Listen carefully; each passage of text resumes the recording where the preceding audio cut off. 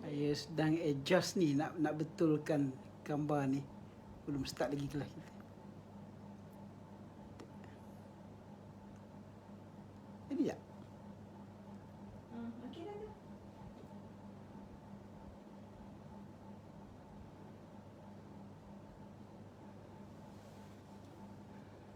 Tak, dia mesti terbalik.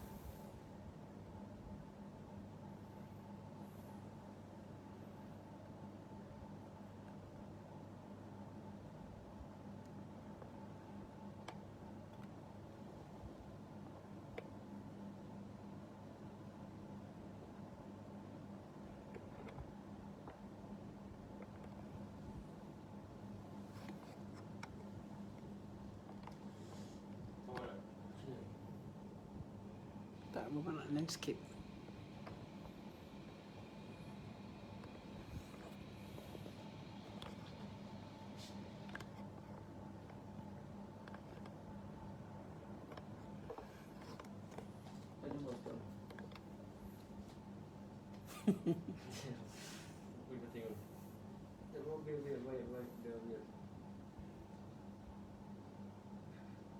Terbalik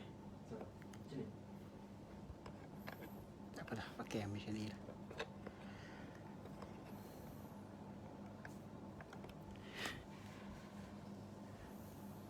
Saya pakai yang ni je lah, insyaAllah.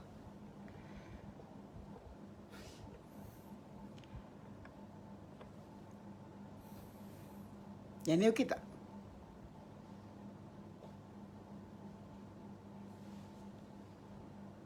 Okey. Bismillahirrahmanirrahim. Alhamdulillahi rabbil alamin.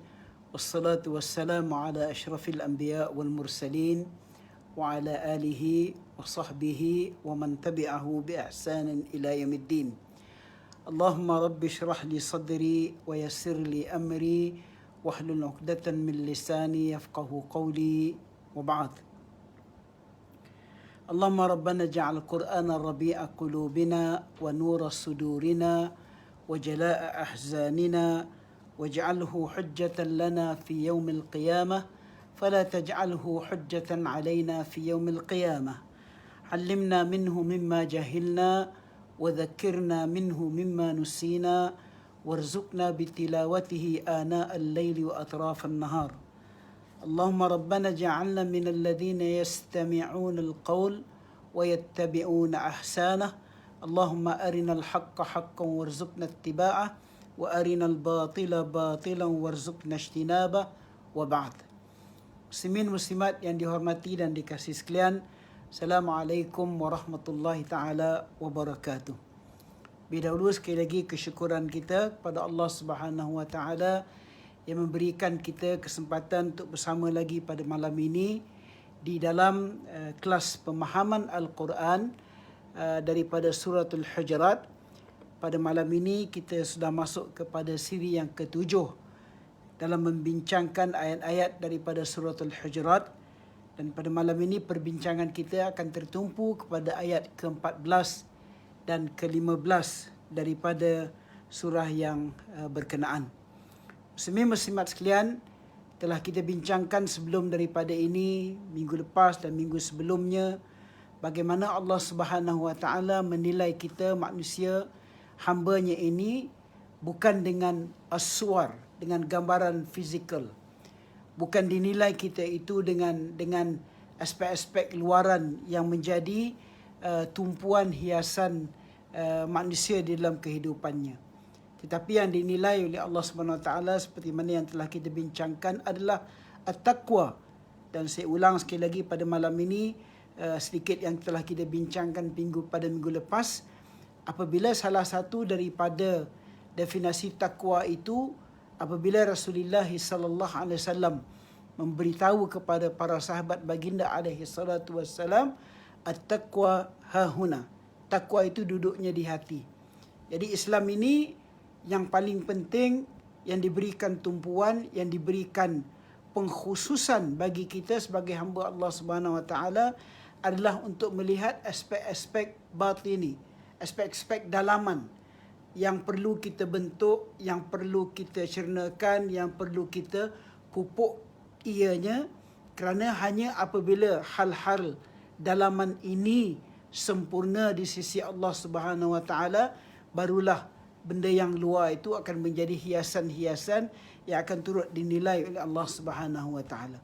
Tetapi kalau tumpuan kehidupan kita hanya sekadar memberikan tumpuan kepada hal-hal yang berkaitan dengan aspek luaran, kawan sekalian, ianya mungkin tidak akan mendatangkan sebarang manfaat kepada kita, kerana sesungguhnya seperti mana yang telah kita nyatakan di dalam satu hadis Rasul sallallahu alaihi wasallam, Allah tidak melihat kepada suwarikum wa ajsamikum walakin yanzur ila qulubikum. Allah tidak melihat kepada luaran kamu dan fizikal kamu, tetapi melihat kepada benda dalaman yang ada di dalam kamu. Muslimat sekalian, ayat kepada 14 dan 15 pada malam ini akan memberikan tumpuan kepada dua aspek penting yang penting bagi kita sebagai hamba Allah Subhanahu Wa Taala, iaitu yang berkaitan dengan al-Islam dan juga al-Iman. Ini dua perkara yang merupakan asas kepada kejadian kita sebagai hamba Allah Subhanahu Wa Taala.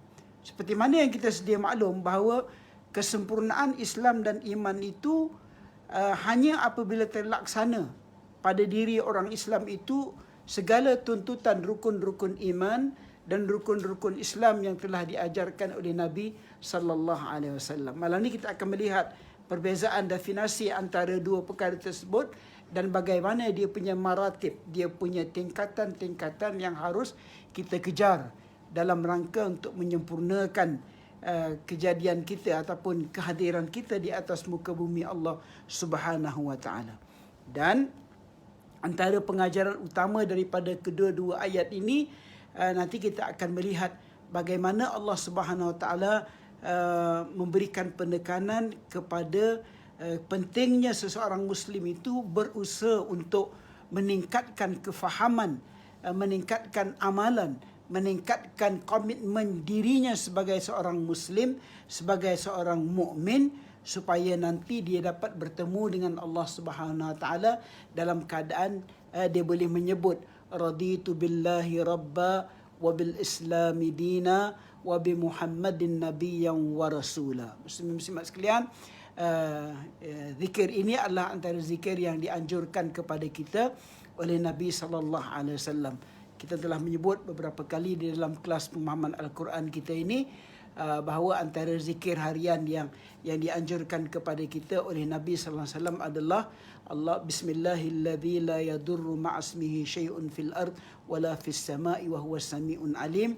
Tuan-tuan baca 3 kali pada waktu petang dan 3 kali pada waktu subuh. Jadikan ianya sebagai sebahagian daripada zikir kita. Dan malam ni tambah satu lagi. Selepas 3 kali bismillahilladzi la yadurru ma'asmihi syai'un fil ardi wala fis sama'i wa huwas sami'un alim, tambah satu lagi iaitu raditu billahi rabba wa bil islami dina wa bi Muhammadin nabiyyan wa rasula. Aku redha dengan Allah Subhanahu Wa Taala sebagai Tuhanku, raditu billahi rabba wa bil islami dina, dengan Islam itu sebagai agamaku, wa bi Muhammadin nabiyyan wa rasula, dan Muhammad sallallahu alaihi wasallam itu sebagai nabi dan rasul kita. Ini zikir harian yang dianjurkan oleh Nabi sallallahu alaihi wasallam, yang sabit daripada hadis Rasul sallallahu alaihi wasallam. Sebaik-baik doa, sebaik-baik zikir adalah yang ma'thur, yakni yang disebut oleh Nabi sallallahu alaihi wasallam. Mudah-mudahan ianya menjadi pahala ibadat bagi kita semua insya-Allah. Pada malam ini selepas kita bincang khasnya ayat yang ke-15 sebentar lagi, kita akan mendapati bahawa di sana ada 3 tuntutan yang disebutkan pada ayat 15 itu sebagai ciri-ciri ataupun tanda-tanda seorang itu beriman kepada Allah Subhanahu Wa Taala. Pertama, ataupun 3 perkara yang merupakan tuntutan yang diminta daripada kita untuk melayakkan diri kita ini, menggelar diri kita sebagai seorang mukmin. Kitanya semua sudah Muslim. Kawan sekalian, seperti mana ayat 14 akan bincang kita kejap lagi. Ayat ke-14 dia akan membincangkan tentang bagaimana memahami apa itu konsep iman dan Islam, dan ayat ke-15 nanti akan membincangkan antara ciri-ciri iman yang perlu ada pada diri kita. Iman tu banyak tuntutan dia, tapi dalam ayat 15 pada malam ni akan dibentangkan 3 kepada kita insya-Allah. Muslimin muslimat sekalian, kelas-kelas kita sebelum daripada ini seperti mana setelah saya sebut dalam mukaddimah tadi bahawa neraca pertimbangan Allah Subhanahu Wa Taala kepada hamba-Nya adalah at-taqwa. Maka dengan itu, agama kita ini secara keseluruhannya bukan hanya dibina dengan menyatakan diri kita adalah seorang Muslim, tetapi tidak menghayati keseluruhan tuntutannya. Apa maksud ayat ini tuan-tuan? Maksud kalimat ini adalah agama kita ini menuntut daripada kita ini bukan hanya menyebut ana Muslim, saya seorang Muslim. Mungkin nama kita nama Islam, ataupun kita telah lahir sebagai seorang Muslim. Kalau hanya itu saja yang kita banggakan, dia tak cukup. Wassalam. Yang dituntut daripada kita lebih daripada hanya sekadar kita berbangga dengan aspek-aspek lahiriah Islam. Tuan, aspek-aspek yang kita tahu semua ada dimiliki oleh orang Islam ataupun agama Islam itu saja. Kalau hanya aspek zahir itu saja yang kita banggakan, kawan sekalian, dia akan tepat seperti mana Badawi yang datang jumpa dengan Nabi sallallahu alaihi wasallam dalam ayat yang ke-14 yang akan kita bincang sebentar nanti. Islam dan iman itu bukan hanya sekadar hiasan luaran yang dipamerkan untuk menjadi sebutan dan pujian manusia, tetapi ianya adalah amalan dalaman yang hanya akan dinilai oleh Allah Subhanahu Wa Taala. So, tuan-tuan, apabila kita beribadat, tak payah tunjuk kat manusia. Apabila kita buat sesuatu, kita buat ni bukan kerana manusia. Manusia tidak boleh menilai. Manusia juga tidak akan boleh menentukan kadar ganjaran, pahala ataupun dosa dan sebagainya yang dia nak bagikan kepada kita. Sebab dia juga adalah merupakan manusia. Semuanya ini yang akan menentukan adalah Allah Subhanahu Wa Taala. Sebab itu ikhwan sekalian, dalam satu hadis yang kita akan bincang juga pada malam ini untuk memudahkan kita memahami ayat ke-14 ini, apabila Jibril datang jumpa dengan Nabi sallallahu alaihi wasallam. Dan hadis ni kita akan baca kejap lagi, tapi saya nak ambil yang bahagian ketiga hadis itu bila Jibril bertanya kepada Rasulullah sallallahu alaihi wasallam, mal ihsan, apa itu ihsan? Bila Nabi sallallahu alaihi wasallam pun menjawab, ihsan itu adalah an ta'budullah ka'annaka tarah fa in lam takun tarahu fa innahu yarak. Kamu beribadat kepada Allah Subhanahu Wa Taala seolah-olah kamu melihat dia, walaupun kamu tidak nampak dia, tapi kamu meyakini bahawa Allah Subhanahu Wa Taala melihat kamu. So kita nak pergi sampai ke level itu dalam penghayatan ibadah kita, dalam penghayatan Al-Quran kita, dalam penghayatan amal kita. Tuan-tuan, kita nak sampai ke level itu. Tapi nak sampai kepada level itu mestilah dibekalkan diri kita ni dengan ilmu dan juga at-tafaqquh fid din, memahami agama ini secara tafaqquh, memahami ianya daripada sumber-sumber yang tepat. Jadi Islam itu bukan dinilai secara zahir. Hari ini banyak orang menzahirkan Islam dia. Secara zahir, nampak macam Islamik, nampak macam beragama. Dihiaslah diri dia dengan apa yang disebut sebagai hiasan-hiasan Islam. Pakaian mungkin ditambah sekarang ni macam-macam. Apa orang kata, kalau kita tengok ada kat Shopee, zaman Shopee sekarang ni kan tuan, ada apa Muslim dress lah, macam-macam Muslim tuan. Jadi benda-benda ini sedang menjadi promosi dalam bentuk perniagaan. Dipromosikan Islam tu dalam bentuk yang zahir. Macam-macam produk yang dilabelkan dengan nama Islam. Tapi adakah ianya benar-benar memenuhi tuntutan-tuntutan yang ditentukan oleh Allah Subhanahu Wa Taala? Kita boleh cek dengan ayat yang ke-15 pada malam ini, khawasilan. Malangnya hari ini, betapa ramai yang berolok-olok menghiasi dirinya dengan sifat lahiriah yang kelihatan Islamik tetapi sebenarnya kosong. Tuan-tuan, dia mempersenda agama, menggunakan agama untuk mendapat kepentingan tertentu. Dia lapik dengan wajah-wajah secara zahir yang dikatakan Islam, tapi hakikat yang ada di belakang wajah zahir Islam itu kosong. Kawan sekalian, dan ini adalah merupakan ciri-ciri nifaq, ciri-ciri munafik yang harus kita jauhkan diri daripadanya. So jangan, tuan-tuan, kalau nak hiasi diri kita ini dengan Islam, hiasi ianya secara zahir dan juga secara batin, yang di luar dan juga di dalam. Jangan hanya dijadikan Islam itu sebagai alat untuk dihiasi secara zahir, tapi konten di dalamnya kosong. Muslimat sekalian, itu satu. Dan tidak kurang juga daripada kalangan manusia yang menunjuk-nunjuk kononnya dia adalah seorang yang beriman, namun hakikatnya ianya hanyalah mainan dunia untuk mendapat habuan-habuan yang tertentu. Tuan, berapa ramai hari ini, na'udzubillah min dzalik, kita pun tahu, kita pun tengok, kita pun dengar, kita pun saksikan orang yang menjual agama, menggunakan agama untuk kepentingan tertentu. Tuan-tuan, kalau betul-betul kembali kepada agama, alhamdulillah. Tapi apabila memperalatkan agama, memperalatkan Islam, tuan, untuk melariskan jualan, memperalatkan Islam untuk melariskan produk, memperalatkan Islam untuk promosi bisnes, memperalatkan Islam untuk promosi diri sendiri, memperalatkan Islam untuk promosi agenda-agenda tertentu. Tuan, memperalatkan Islam ini sedang berlaku. Dihiasi Islam itu dengan hiasan-hiasan, tetapi apa yang dituntut oleh Islam sebenarnya tidak ada dalam hiasan yang mereka promosikan tersebut. Wa na'udzubillahi min zalik. Malangnya, kawan sekalian, ada pula daripada itu yang promosi diri dia, yang menggunakan agama. Tapi malangnya juga, tuan-tuan, lebih malang, iaitu ada daripada kalangan ahli masyarakat kita pula yang begitu mudah terpedaya dengan aspek-aspek luaran ni, yang mengakibatkan mereka tertipu dengan gelaran, dengan cara berpakai, dengan kata-kata yang indah, dengan lakonan, dengan gelaran yang berbagai-bagai sekarang ini. Tuan, minatnya orang pada agama, alhamdulillah.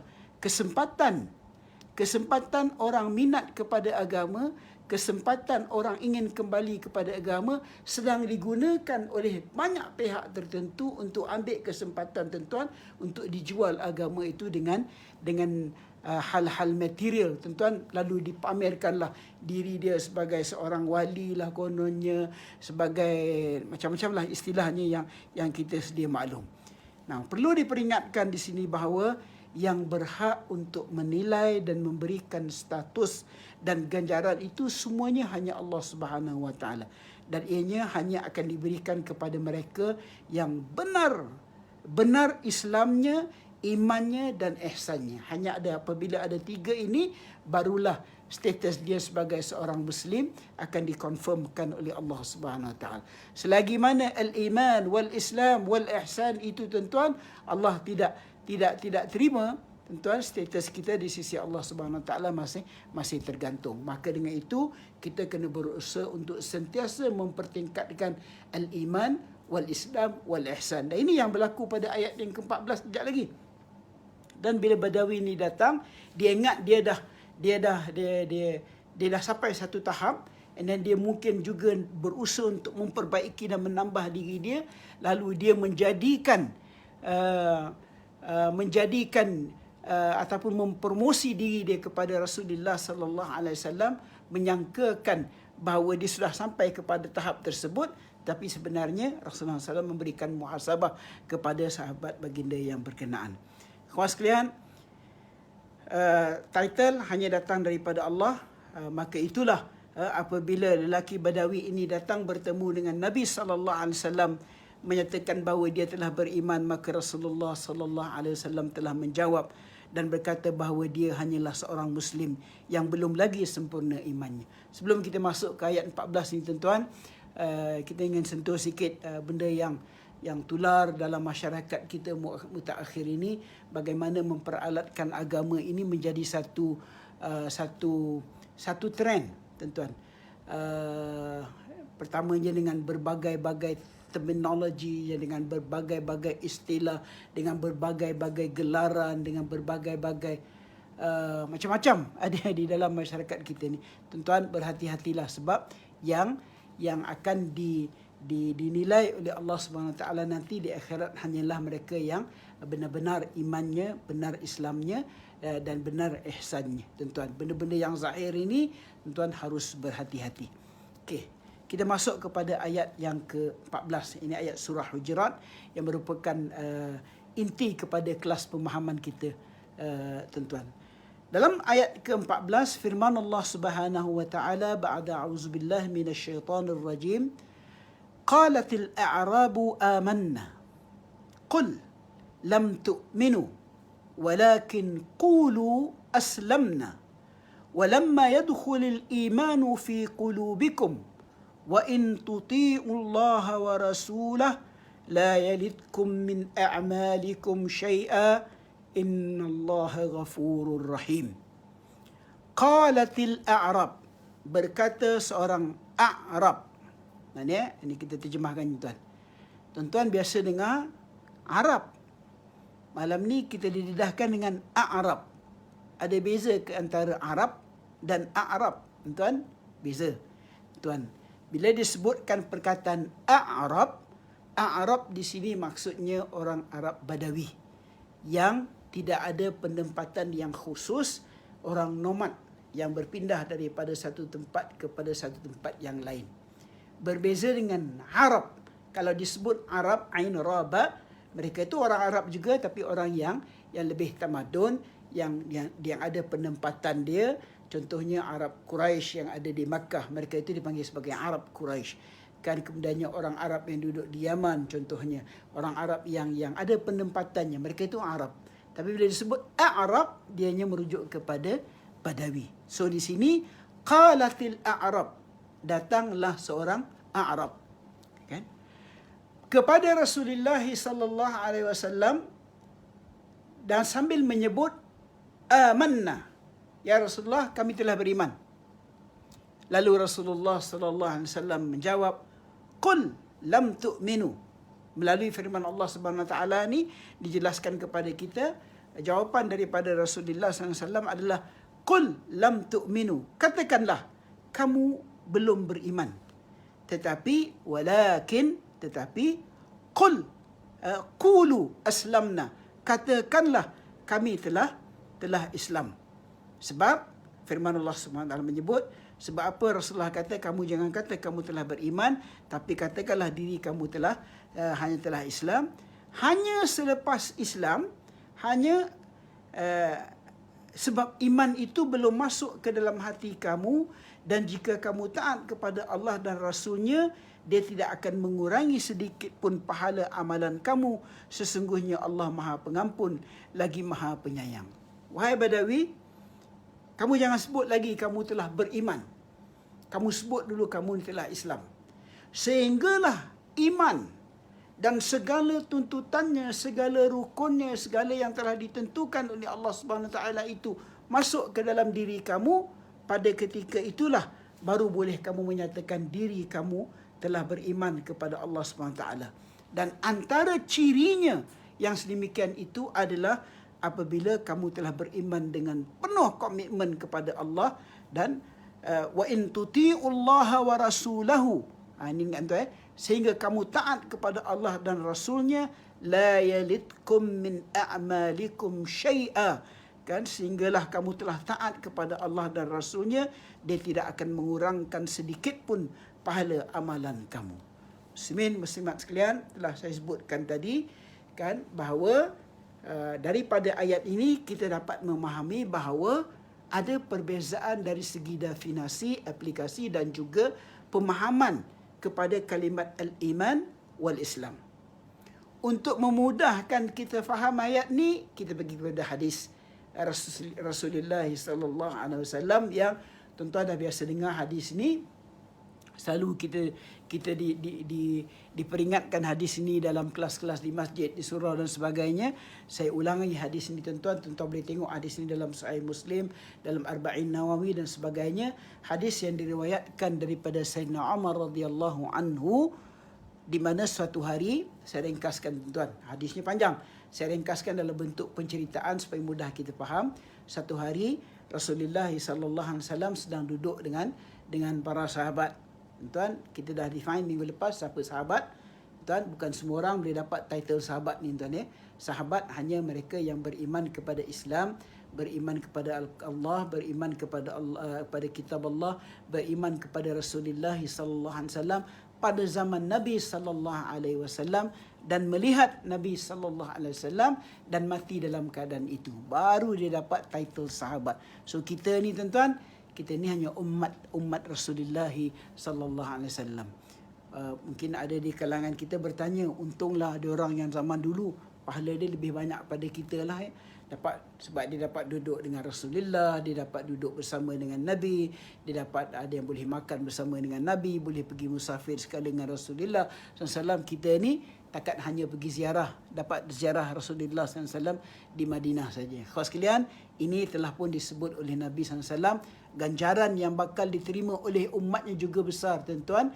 Sebab tuan-tuan, kelebihan yang Allah bagi kepada kita umat Muhammad sallallahu alaihi wasallam, kalau mereka dahulu mereka itu beriman kerana mereka dapat melihat Nabi sallallahu alaihi wasallam, tapi ganjaran bagi kita juga besar kerana walaupun kita tidak melihat Rasulullah sallallahu alaihi wasallam secara fizikal, tetapi kita masih beriman dengan baginda alaihi salatu wasallam. Akibat daripada walaupun kita tidak melihat jasad Nabi sallallahu alaihi wasallam, kita masih beriman, ganjarannya besar insya-Allah di sisi Allah Subhanahu wa taala. Okey, satu hari Rasulullah SAW sedang duduk dengan sahabat baginda alaihi salatu wasallam. Tiba-tiba muncul di hadapan kami seorang lelaki yang memakai pakaian yang sangat putih. Tuan, yang datang ni Jibril kan? Jibril ni adalah malaikat yang ditugaskan oleh Allah Subhanahu Wa Taala untuk membawa wahyu kepada para nabi, pada Rasulullah sallallahu alaihi wasallam. Jibril ni tuan-tuan, dia boleh menyerupai manusia. Dan beberapa insiden yang Jibril menyerupai manusia. Bukan saja Jibril menyerupai manusia, malaikat-malaikat juga ada yang boleh menyerupai manusia. Seperti mana, tuan-tuan ingat kan, kita baca surah Maryam dalam kelas pemahaman kita yang sebelum daripada ini, bagaimana Maryam ketika bertafakur ataupun beriktikaf di kawasan hampiran Masjidil Aqsa, bila Maryam didatangi dengan roh, dengan seorang laki-laki mengkabarkan berita tentang dia akan melahirkan seorang anak, tuan, yang datang berjumpa dengan Maryam alaihissalam itu dikatakan Jibril, yang juga menyerupai seorang lelaki. So sini lelaki ini datang dengan pakaian yang sangat putih, berambut sangat hitam, yang tidak ternampak dirinya kesan-kesan tanda musafir. Tuan, orang semua tak kenal dia, orang luar. Tapi nampak dia ni bukan orang musafir. Sebab kalau musafir zaman dulu tuan-tuan, nak musafir, kalau orang luar datang daripada Madinah ni tahu ini orang luar. Sebab nak sampai ke Madinah tu bukan macam zaman kita sekarang ni tuan. Ada A380 boleh aircon terus turun dekat airport Madinah. Dulu nak sampai ke Madinah kena naik unta. Sudah pastilah akan ada kesan gubar, kesan padang pasir tu dengan pasirnya dengan sebagainya. Tapi orang ini seorang pun tak kenal. Pakaian dia putih, bersih, rambut dia sangat hitam, tak ada nampak kesan musafir. Dan tidak seorang pun di kalangan kami yang mengenalinya. Lalu dia duduk menghampiri Nabi sallallahu alaihi wasallam sambil disandarkan kedua lututnya ke lutut Nabi sallallahu alaihi wasallam. Saya baca dalam kitab hadis, ketika itu Rasulullah sallallahu alaihi wasallam sedang duduk macam duduk tahiyat tahiyat pertama tuan-tuan. Tuan duduknya tu lutut Nabi telah melunjur begitu macam kita duduk tahiyat. Datang laki-laki ni, dia duduk di hadapan Nabi SAW seperti mana duduknya Rasulullah sallallahu alaihi wasallam sambil lutut dia bertemu dengan lutut Nabi sallallahu alaihi wasallam. Lalu dia menghampiri Nabi sallallahu alaihi wasallam dan disandarkan kedua lututnya ke lutut baginda dan meletakkan tapak tangannya ke atas dua paha Nabi sallallahu alaihi wasallam. Tuan, orang semua tengok pelik. Sahabat-sahabat kalau duduk dengan Rasulullah SAW tak ada duduk macam tu. Punya hormat kepada Nabi sallallahu alaihi wasallam. Tuan ingat kan permulaan surah Hujurat apabila turun la tarfa'u aswatakum fawqa sautin nabi, selepas turun daripada ayat tu kan tidak ada sahabat pun yang berani bila berdepan dengan Nabi SAW mengangkat suara mereka lebih tinggi pada suara Nabi SAW. Apatah lagi nak duduk belaga lutut. Tapi yang datang ni bukan manusia. Yang datang ni adalah Jibril. Tuan-tuan, dia duduk dan letakkan tangan dia di atas paha Nabi SAW lalu berkata, "Ya Muhammad, terangkan kepada akhbirni anil Islam." Terangkan kepada aku apa itu Islam.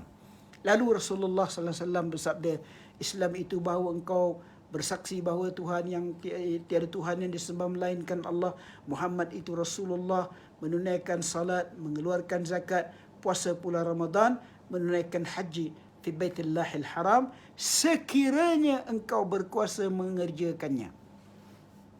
5 rukun Islam. Tuan-tuan sedia maklum. Tuan ya. Kita tambah sikit je malam ni tuan-tuan. Sama ada dalam hadis ni kan ataupun dalam ayat Al-Quran yang berkaitan dengan haji mesti akan disebut ujungnya sekiranya sampai, sekiranya mampu, sekiranya berkuasa untuk sampai. So tuan-tuan, ini adalah merupakan jawapan kepada masih lagi timbul marah-marah di kalangan orang yang tak boleh buat haji pada tahun ni kan. Nas syarak sendiri menyebut man istata' ilaihi sabila, barang siapa yang berupaya dan mampu untuk sampai barulah wajib haji ke atasnya. Kalau ada halangan-halangan tuan-tuan yang mengakibatkan kita tidak boleh sampai ke Makkah, sampai ke Madinah, tidak tertanggung hukum haji yang wajib itu ke atas kita. Itu tak apalah. Dia tanya soalan, Rasulullah SAW jawab. Maknanya selalunya orang yang tanya soalan ni orang yang tak tahu. Dia tanya soalan. Tapi dalam kes ni dia pelik. Dia tanya soalan, Rasulullah SAW jawab. Bila Rasulullah SAW jawab, dia kata, sadaqta. Betul lah apa yang kamu sebut. Semua sahabat yang ada dalam majlis tu heran. Macam mana pula Muhammad ni dia tanya soalan, lepas tu dia pula mengiyakan jawapan yang daripada Nabi SAW. Itu soalan yang pertama. Lalu dia tanya pula soalan yang kedua. Akhbirni anil iman. Terangkan kepadaku apa itu iman. Lalu baginda bersabda, iman seperti mana yang kita sedia maklum, rukun imannya iaitu engkau percaya kepada Allah, malaikatnya, kitab-kitabnya, rasulnya, hari kiamat, dan kau percaya kepada qada baik dan buruk daripada Allah Subhanahu wa taala. Dia tanya, bila Rasulullah SAW jawab, dia pun jawab, dia kata sadaqta, betul lah kamu dengan jawapan yang kamu berikan. Itu soalan yang kedua. Soalan yang ketiga, dia berkata lagi, terangkan kepadaku tentang ihsan. Ya, ihsan. Lalu Rasulullah SAW pun menjawab, ihsan itu adalah an ta'budallah ka'annaka tarah, fa in lam takun tarahu fa innahu yarak. Kamu beribadat kepada Allah Subhanahu taala seolah-olah kamu nampak Allah Subhanahu taala depan kamu. Walaupun kamu takkan nampak dia, tapi yakinilah bahawa Allah melihat kamu. Nak sampai kepada tahap ni tuan-tuan. Nak sampai kepada tahap ini untuk kita beribadat seolah-olah kita nampak Allah Subhanahu Wa Taala itu ada di hadapan kita, walaupun kita tak akan nampak dia, tapi kita meyakini Allah melihat kita. Inilah level yang bukannya mustahil untuk kita capai, tapi tuan-tuan level tinggi yang memerlukan mumarasah, memerlukan continuity, istiqamah dalam memahami agama, dalam beribadat, dalam mendekatkan diri kepada Allah Subhanahu wa taala. Soalan yang ketiga itu. Lalu ditanya pula soalan yang keempat pasal qiyamah. Dia tanya tentang kiamat. Tuan, kiamat kita dah cerita dulu dalam surah Kahfi. Kiamat ni adalah antara soalan yang dicuba dipermainkan oleh orang Yahudi untuk menidakkan kerasulan Nabi sallallahu alaihi wasallam. Tapi Allah dah jawab dengan jelas, Rasulullah SAW juga dah jawab dengan jelas, hal yang berkaitan dengan kiamat ni hanya Allah Subhanahu taala yang tahu. Sebab itu bila Jibril bertanya kepada Rasulullah SAW tentang kiamat, baginda menjawab bahawa orang yang ditanya tentang kiamat tidak lebih mengetahui daripada orang yang bertanya. Lelaki itu pun bertanya, terangkan kepada aku tanda-tandanya. Lalu diceritakanlah kepada tanda-tanda kiamat. Itu kita nak bincang pada malam ini. Waslan, dia dah habis tanya soalan, dia pun beredar. Selepas dia beredar, barulah Rasulullah SAW bertanya dengan sahabat. Rasulullah SAW bertanya dengan Umar, wahai Umar, adakah kamu tahu siapa lelaki yang datang yang bertanya soalan itu tadi? Tuan, apa jawapan daripada Umar? Jawapan Umar ni sama dengan jawapan sahabat-sahabat yang lain dalam insiden-insiden yang lain, tuan-tuan. Sahabat-sahabat ni beradab dengan Nabi SAW. Apabila Rasulullah SAW tanya soalan kepada mereka, adakah kamu tahu, adakah kamu kenal, adakah kamu mengerti, mereka akan, walaupun mereka tahu jawapannya, tuan-tuan, dalam kes ni Umar tak tahu jawapannya, dia menjawab Allah dan Rasulnya lebih mengetahui. Lalu baginda menjawab, sesungguhnya dia adalah malaikat Jibril yang datang kepada kamu untuk mengajar kamu tentang agama kamu. Kawan sekalian, hadis ini kita ambil untuk kita hubungkan dengan ayat 14.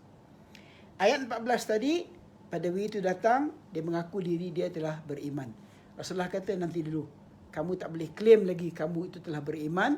Tuan-tuan, kamu kena sebut dulu kamu ni baru level 1, baru kamu ni telah Islam, telah Muslim. Hanya selepas kamu bentuk dalam diri kamu itu kefahaman dan amalan yang mendetaili tuntutan-tuntutan Islam dan iman, barulah kamu boleh klaim diri kamu sebagai seorang yang beriman pada Allah Subhanahu Wa Taala. Tuan-tuan, ayat ni muhasabah untuk kita. Dah berapa lama dah kita Muslim? Tuan, 50 tahun, 30 tahun, 20 tahun, ada yang dah 70 tahun menjadi seorang Muslim. Tuan-tuan, selalu kita kena buat muhasabah diri kita, sejauh mana agaknya kita punya report card ni dalam konteks level. Pertamanya, kefahaman terhadap agama kita, kefahaman terhadap Islam, kefahaman terhadap iman, kefahaman terhadap ihsan. Satu. Yang keduanya, selepas kita cuba develop kefahaman tu yang ada pada kita, kita naik satu tahap lagi dalam konteks komitmen dan amalan kita untuk memenuhi tuntutan Islam. Berapa banyak tuntutan Islam tu yang kita telah committed dan telah kita laksanakan. Apa makna Islam, tuan? Islam tu maksudnya penyerahan. Penyerahan diri secara mutlak kepada Allah SWT. Berapa persen sudah yang kita ni benar-benar telah menyerahkan diri kita kepada Allah SWT. Maka itulah, tuan-tuan, pada peringkat pertengahan ayat dalam surah Hujrah ayat 14 ni, kamu belum beriman tapi katakanlah kami telah tunduk kerana kami itu kerana iman itu masih belum masuk ke dalam hatimu. Kawan sekalian, iman itu bukan hanya sebutan di lidah, tetapi tertanggung di atasnya penghayatan yang jauh dari sekadar hiasan perkataan. Iman ni, tuan-tuan, dia kena uji. Mesti Allah akan uji.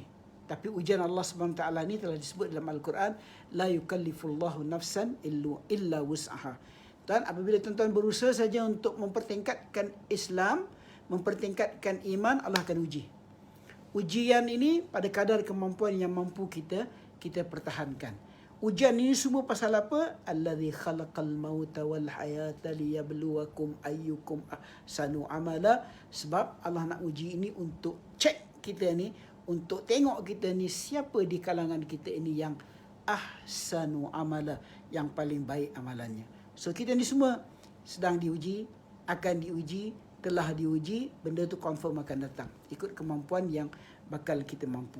Kawan sekalian, penghujung ayat ke-14 Allah Subhanahu Wa Taala menyebut bahawa innallaha ghafurur rahim, sesungguhnya Allah Maha Pengampun lagi Maha Penyayang. iaitu Allah Subhanahu Wa Taala adalah Maha Pengampun dan Penyayang kepada orang yang bertaubat dan yang kembali dan berada pada jalannya. Dan inilah dia sebenarnya muslimin-muslimat sekalian, ruang yang Allah Subhanahu Wa Taala sediakan yang harus diambil oleh setiap hamba-Nya, di mana Allah Subhanahu Wa Taala yang Maha mengetahui bahawa tidak semua yang diperintahkannya ini mampu untuk dilaksanakan oleh manusia. Namun demikian, gunakanlah kadar maksima yang termampu untuk mencapai keredaannya, maka insya-Allah ganjaran akan tetap diperolehi. So, kita semua sedang berusaha untuk mempertingkatkan Islam kita, mempertingkatkan iman kita, mempertingkatkan ihsan kita. Kita semua sedang buat, tuan. Dan kita semua sedang berlumba. Kita semua sedang berlumba, kan, tuan? Ramadan baru ini kita berlumba berapa kali nak khatam Quran. Kemudian Syawal baru ni kita berlumba berapa dapat tak kita sempurnakan puasa 6. Ini Zulkaidah dah nak habis, tuan. Zulhijjah nak masuk. Zulhijjah, 10 hari Zulhijjah ni, tuan, adalah hari-hari yang jangan kita miss ruang dan peluangnya untuk mendekatkan diri kita pada Allah Subhanahu Wa Taala.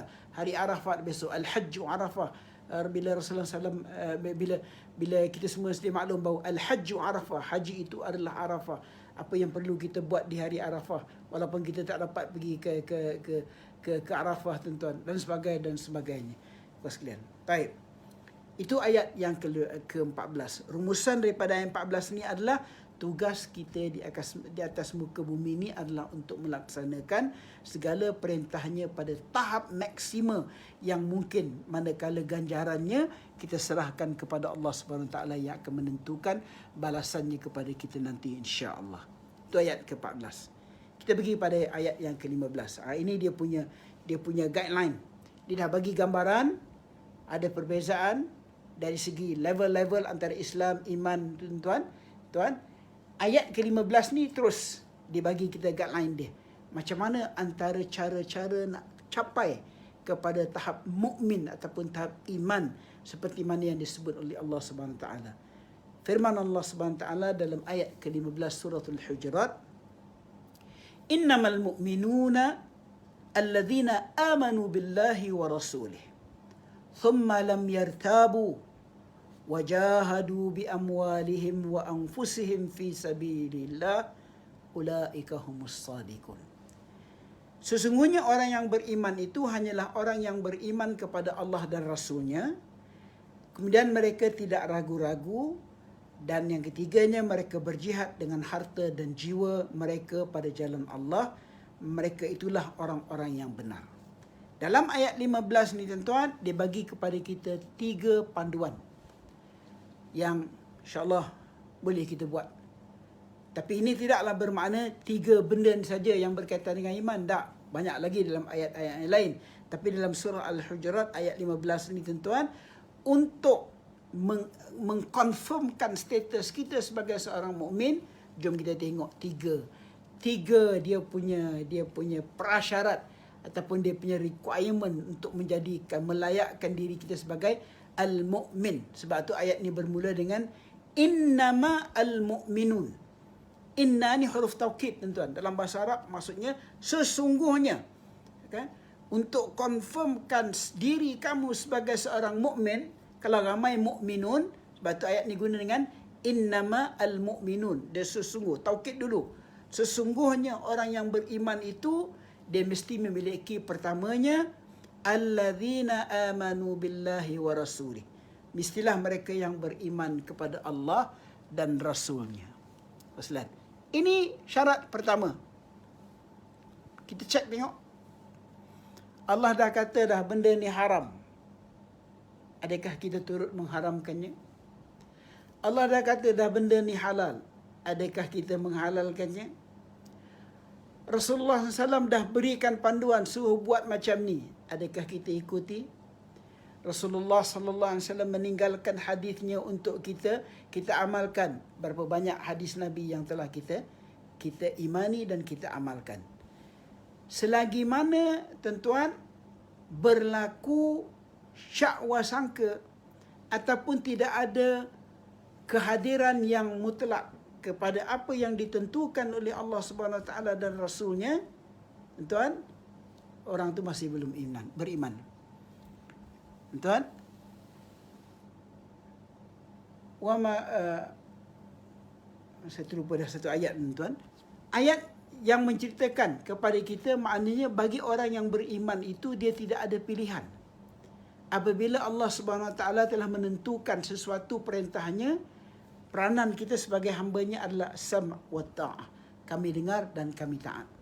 Walaupun mungkin bercanggah dengan naluri kehendak kita sebagai manusia, tapi sebab kita nak mempertingkatkan diri kita untuk menjadi seorang yang mukmin, kawan sekalian, alladzina amanu billahi wa rasulih. Mesti dia itu beriman dengan Allah dan Rasulnya. So jangan pertikai dah benda yang Allah sebut di dalam Al-Quran. Jangan pertikai dah hadis yang sahih daripada Nabi sallallahu alaihi wasallam. Jangan ragu tuan-tuan kepada apa yang telah ditentukan Allah SWT. Allah tidak mengharamkan sesuatu melainkan ada mudarat untuk manusia. Allah tidak menghalalkan sesuatu melainkan ada manfaat untuk manusia. So kita cek tengok.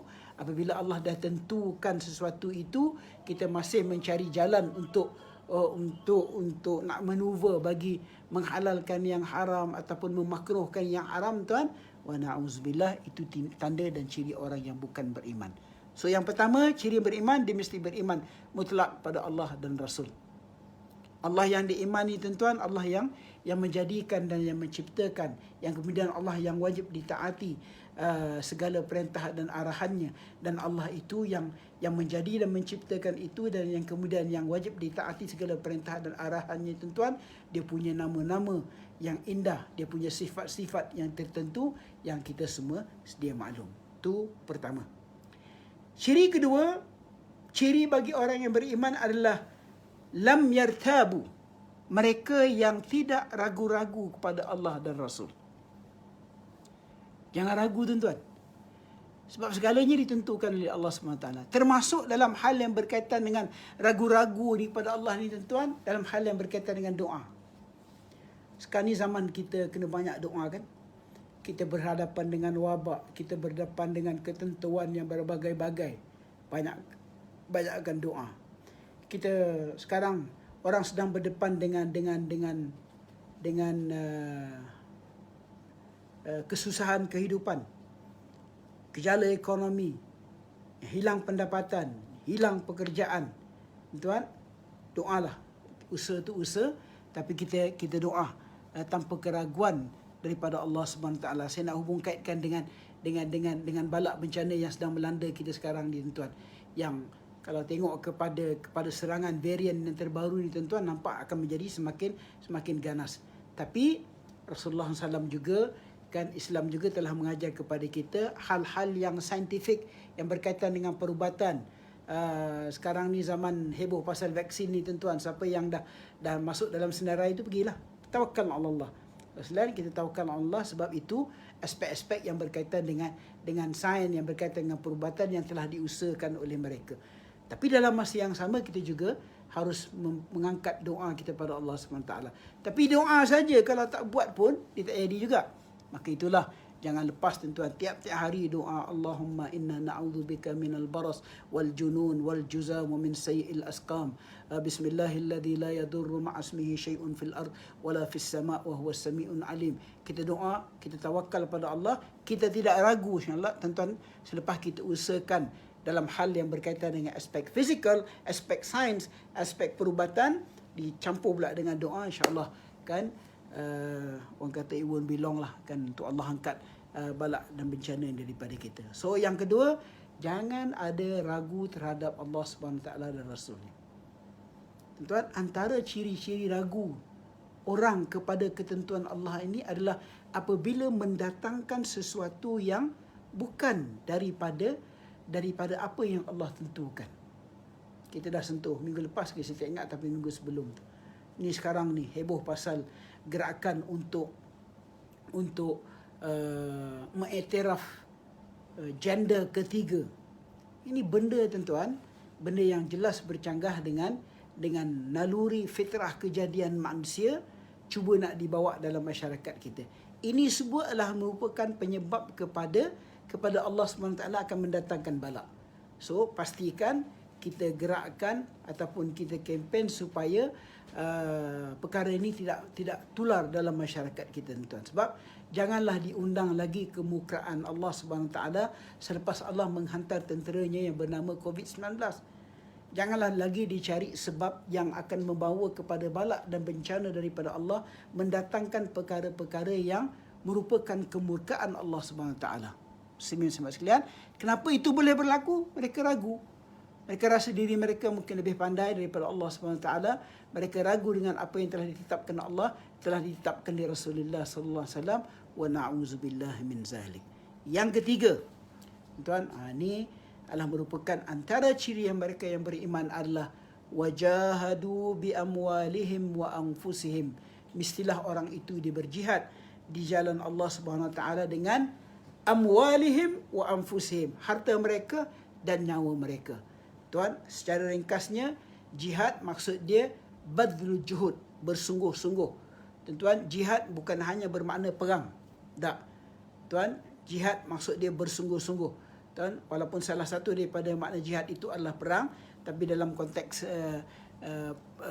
jihad yang lebih komprehensif, lebih menyeluruh, tuan, dia adalah sesuatu yang bersifat bersungguh-sungguh.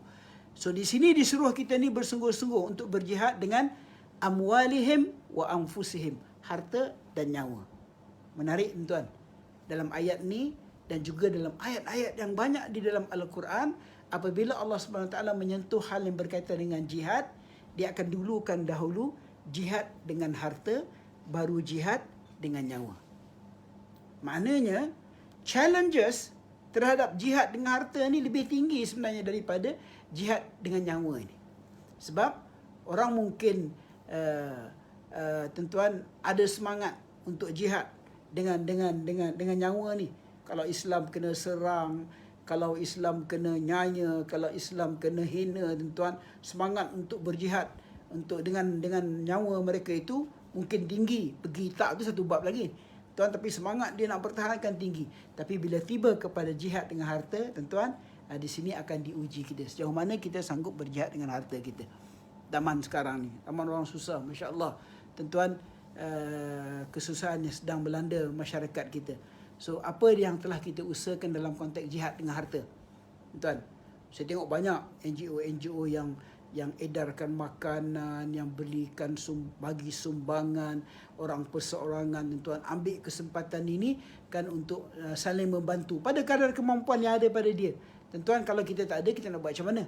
Tuan, tapi kalau sekadar kemampuan yang ada pada kita, tuan, itu termasuk dalam kategori jihad. Sekarang ni adalah waktu yang paling orang kata apa? Paling tepat, tuan, untuk kita apply hal yang berkaitan dengan jihad dengan harta ni, tuan, sebab orang yang memerlukan sumbangan makanan, keperluan ni, tuan, terlampau ramai. Tak payah pergi jauh, dan mungkin dalam kawasan tempat kita duduk ni pun, tuan, pasti mereka yang memerlukan itu ada dan sentiasa menantikan sumbangan daripada para penyumbang. So, jihad harta ini harus kita ambil untuk kita termasuk dalam kategori mereka yang beriman. Kalau kita boleh buat yang tiga tadi, bukan boleh, kita kena buat pun. Apabila kita melaksanakan pertama, kita beriman dengan Allah dan Rasulnya, pertama.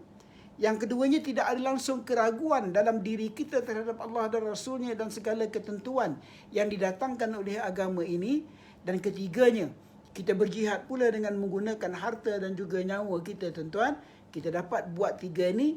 Akhir dalam ayat ke-15 surah Hujurat ni Allah sebut, ulaika humus sadiqun, maka mereka itulah orang-orang yang benar. So, di sini baru kita dapat title tadi. Di sini baru kita dapat dia punya syahadah, dia punya sijil, dia punya recognition, pengiktirafan daripada Allah SWT. Kamu buat tak tiga ni? Beriman dengan Allah dan Rasulnya. Beriman dengan Allah dan Rasul ni bukan kat lisannya, kat lidahnya, tuan.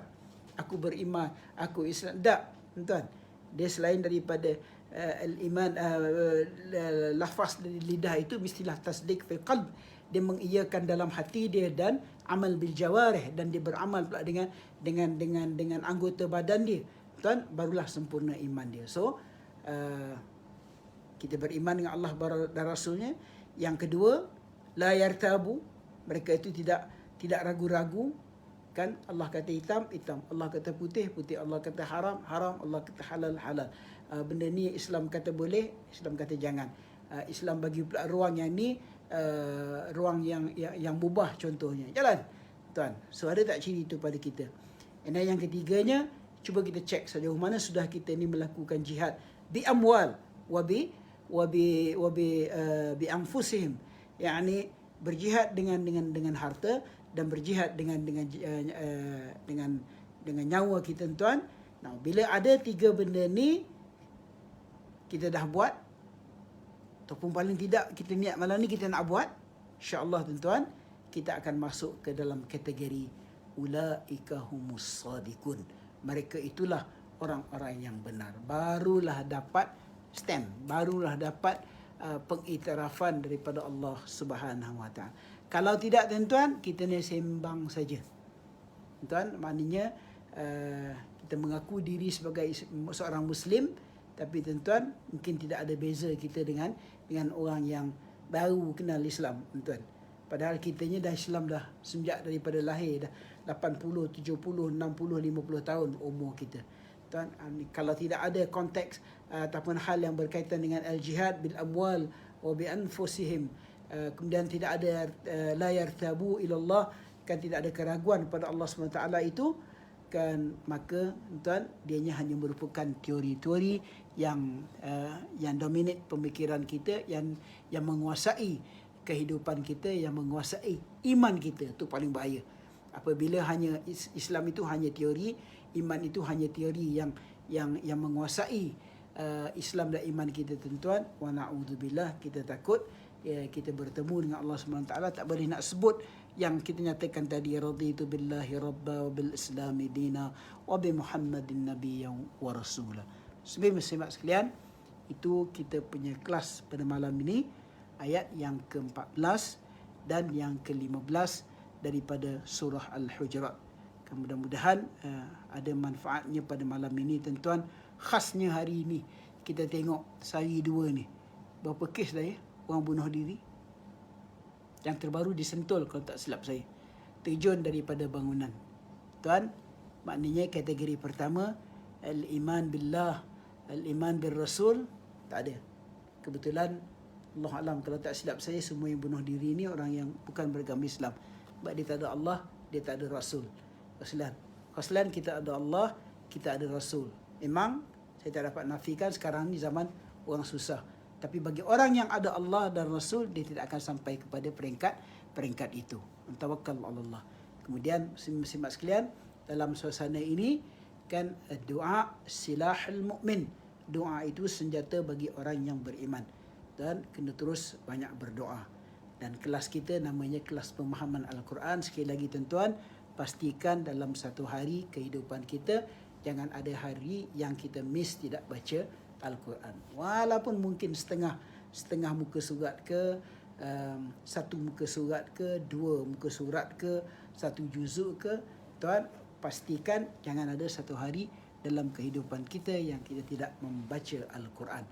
Tuan, mudah-mudahan Al-Quran itu akan menjadi rabi' qulubina wa zihaba umumina wa jala'a wa nur sudurina wa jala'a ahzanina waj'alhu hujjatan lana fi yaumil qiyamah. Takat itu pada malam ni, tuan-tuan. Terima kasih lagi pada semua yang mengikuti kelas kita. Terima kasih kepada Raudatul Quran Bandar Puteri Bangi yang merupakan penganjur kepada kelas kita ini, tuan-tuan. Dan terima kasih banyak kepada Portal Melaka hari ini yang tidak putus-putus menyiarkan kelas kita ini, tuan. Ramai dekat Melaka hari ini tu saya tengok. Terima kasih banyak kepada ketua editornya dan stafnya.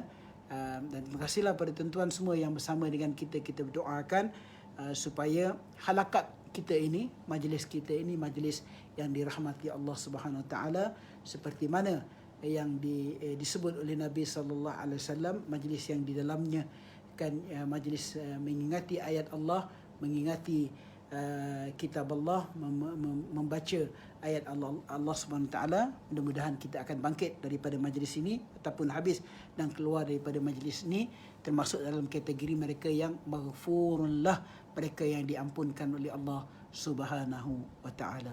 Aqulu qawli hadza wa astaghfirullah li wa lakum. Wassalamualaikum warahmatullahi taala wabarakatuh.